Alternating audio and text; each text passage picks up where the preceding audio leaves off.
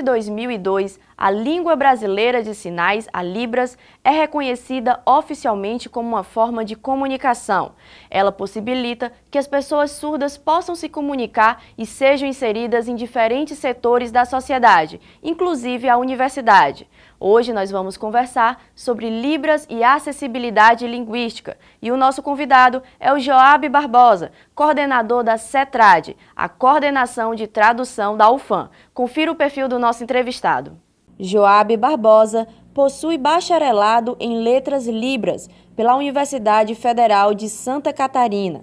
É proficiente em tradução e interpretação de Libras português e ensino de Libras pelo Programa Nacional de Proficiência de Libras. Atua como intérprete de Libras na comunidade surda desde 2011. Joab, muito obrigada por ter aceitado o nosso convite e participar do nosso programa. Eu que agradeço pelo convite também, Renata. Joab, você poderia explicar o que é acessibilidade linguística no contexto das pessoas surdas? Então, Renata, a nomenclatura acessibilidade ela vem sido trazida para o Brasil desde 2000, na questão da aprovação da legislação, né?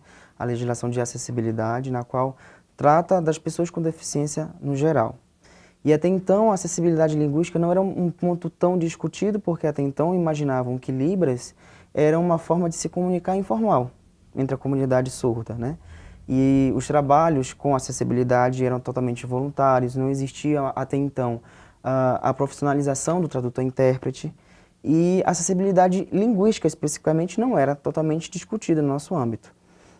De um tempo para cá, com a aprovação da legislação de lei de Libras, do decreto 5626, que trata sobre a Libras também, a lei do intérprete, as legislações que a gente tem conseguido na área, a acessibilidade linguística ela tem tido um foco maior, né? E a acessibilidade linguística, na verdade, é quando se tem o acesso de uma língua para outra, né? A questão do respeito linguístico, saber que o outro tem uma língua diferente, tem uma modalidade de conversa diferente da nossa, e se entende que ele necessita de uma comunicação, por estar integrado na sociedade brasileira, tem uma dificuldade, uma limitação na questão da educação, né, educação básica até o ensino superior, e a gente entende que a acessibilidade linguística é quando se trata culturalmente e socialmente o indivíduo como uma língua, que ele tem uma língua específica, que é a língua brasileira de sinais, né? Fazendo uma comparação, a gente pode tratar, por exemplo, se a gente convidasse um palestrante para a universidade lá dos Estados Unidos, por exemplo, né? E ele não soubesse nada de português, e a gente teria que tratar a acessibilidade linguística dele. Então, a gente já quebraria aquele paradigma de dizer que o surdo é uma pessoa com deficiência. Na verdade, o surdo ele só tem uma língua diferente da nossa, tem uma modalidade diferente de se conversar, né? Então, não seria uma pessoa com deficiência, seria uma pessoa com uma língua diferente, assim como um estrangeiro no Brasil. Entendi. E você falou aí da questão da legislação, né? A Libra ela já tem uma legislação, tem um conjunto de leis que determina tanto a oficialidade da língua, como também a difusão, né? Da sociedade conhecer e saber se expressar também para que os surdos possam serem incluídos, né? Você acredita que essa legislação, em termos práticos, trouxe avanços assim, para a comunidade surda? Sim, sim. A gente se embasa muito nessa lei, que é a Lei 10.436, que ela legaliza a Libras como uma língua oficial da comunidade surda brasileira. E a partir daí que a gente conseguiu muitas conquistas. Uma conquista foi a criação do curso de Letras Libras, que até então não se tinha pensado nessa questão. Trouxe também a questão do respeito linguístico, como eu retratei anteriormente, a questão de contratação e profissionalização do tradutor-intérprete, né, nos setores públicos e privados.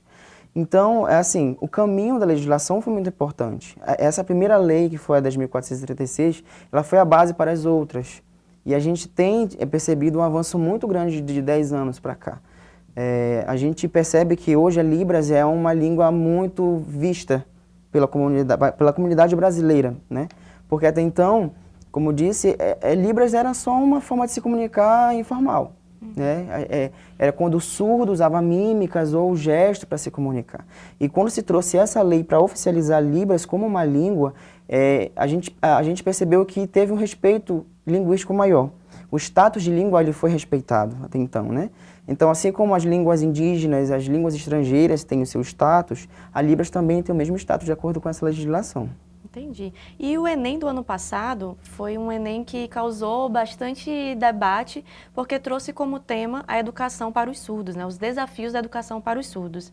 Quais são os desafios de debater a acessibilidade linguística e a educação dos surdos aqui no Brasil? Tendo em vista também os resultados do Enem, teve muita prova zerada, né? Como é que você avalia essa situação? Até então foi uma surpresa. Até para a gente da comunidade surda, a gente percebeu que o principal ápice no momento da comunidade foi esse.